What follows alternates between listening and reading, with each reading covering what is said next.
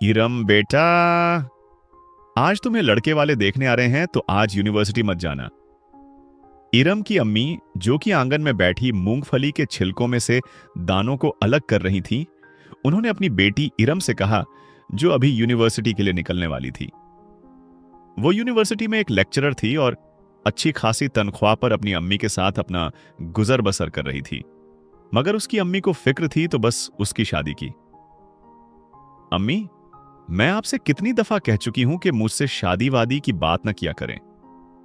इरम सहन के खाट पर पड़े दुपट्टे को उठा, अपने गले में डालकर अपना बैग कंधे पर टांगते हुए अम्मी के पास आकर बोलने लगी, आपको खुदा का वास्ता है कि आप मेरे लिए रिश्ते की बात न किया करें।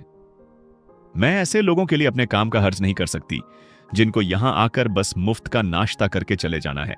ओहो बेटा, ऐसी बात न किया करो, अम्मी बोली। बड़े बेचारगी से अगर रिश्ते वाले आएंगे नहीं तो तुम्हें पसंद कैसे करेंगे? इरम हंसी ठहाके लगा। पसंद? और मुझे? अम्मी जी ऐसी खुश फहमी ना पाल कर रखें, और मैं क्यों ना करूं ऐसी बातें?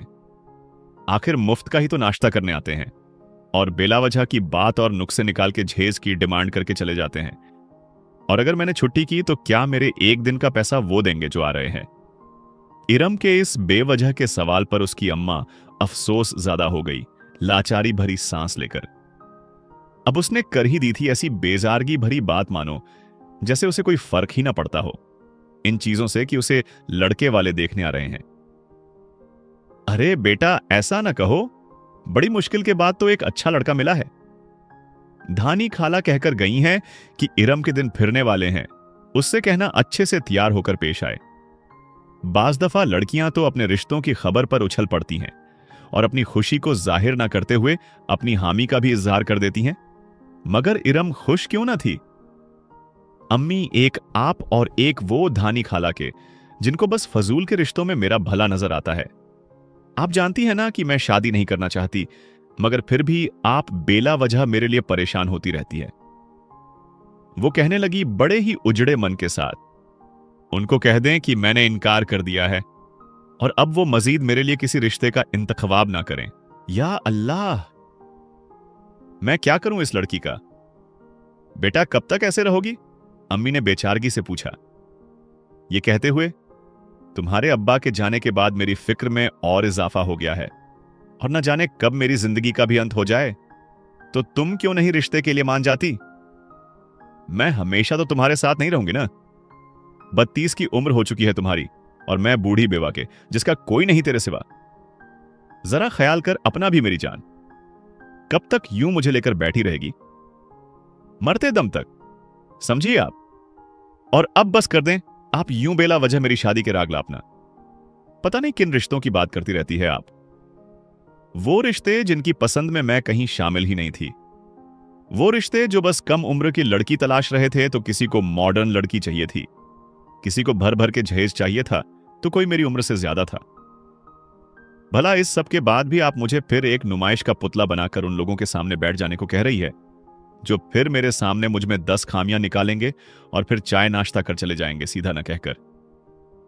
आपको खुदा का वास्ता है अम्मी, अब ना करें यह सब। उसने हाथ जोड़ लिए उनके आगे और तेजी में बाहर निकल गई अपनी यूनिवर्सिटी के लिए।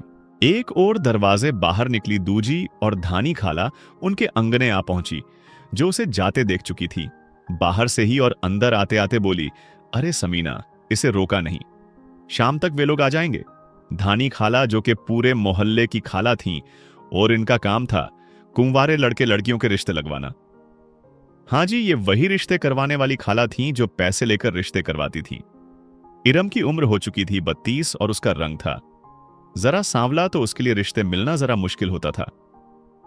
आजकल लोग जहां गोरी चिट्टी, हाई एजुकेटेड, पैसे वाली लड़कियां तलाशते हैं जो घर भर के जहेज लाए, अच्छी तनख्वाह पर जॉब करने वाली हो, खूबसूरत हो और घर के कामकाज भी जानती हो। भला इरम कहां उन्हें भांति? इरम थी एक नेक दिल सीरियस टाइप लड़की, जो कि उसके अब्बा के गुजर जाने के बाद अपनी अम्मी का वाहिद सहारा थी और उनकी देखभाल कर रही थी। और जैसा कि वो लेचरार थी तो उसकी अच्छी खासी तनख्वाह सुन के कुछ रिश्ते वाले फौरन मान जाया करते थे, मगर जब सामने से आकर देखते तो बड़ी बड़ी बातें और डिमांड कर चले जाते, जिसे सुन इरम का खून खौल जाता था और वो फौरन शादी के लिए मना कर देती थी, क्योंकि वो थी एक खुददार किस्म की लड़की। आज के टाइम में अकेले बिना किसी सहारे के जिंदगी गुजारना आसान नहीं होता, मगर वो अपनी अम्मी का बेटा बन ईमानदारी और खुददारी की जिंदगी गुजार रही थी। अरे धानी, अब क्या कहूं, तुम तो जानती हो ना इरम के मिजाज को। शादी का नाम सुन फौरन बिगड़ जाती है। मैं तो कह कह के थक मरी, वो नहीं सुनती मेरी कुछ। हो समीना, ऐसा रिश्ता फिर कहीं नहीं मिलेगा। बड़े पैसे वाले और नेक शरीफ लोग हैं। लड़के की ना तो मां है, ना बाप, ना कोई भाई। बस एक बहन है जो कि विदेश में रहती है और अभी यहां अपने इकलौते भाई के लिए रिश्ता देखने आई है। शादी के बाद हमारी इरम राज करेगी उस घर में। भला बताओ, किसी को कोरा घर भी मिलता है क्या? अरे आजकल तो लड़कियां ढूंढती हैं ऐसे रिश्ते जिनके ससुराल वाले ना हो, और तुम्हारी बेटी को तो सब कुछ थाली में परोसा हुआ मिल रहा है। मैं तो कहती हूं फौरन हां कर दो और हाथ से जाने मत देना इस रिश्ते को। धानी खाला तो उनकी तारीफों के पुल बांधती न थक रही थी इरम की अम्मी के सामने, और इरम की अम्मी धानी खाला की बातों पर गदगद हो रही थी अपनी बेटी के खुलते नसीब का सोच सोचकर। बोली, तू फिक्र न कर धानी, अब तो मैं उसे हामी भरवा ही लूंगी। कैसे भी करके तू उनको आने का कह दे। आखिर ऐसी भी क्या बात थी जो धानी खाला इस रिश्ते के लिए इतना जोर डाल रही थी?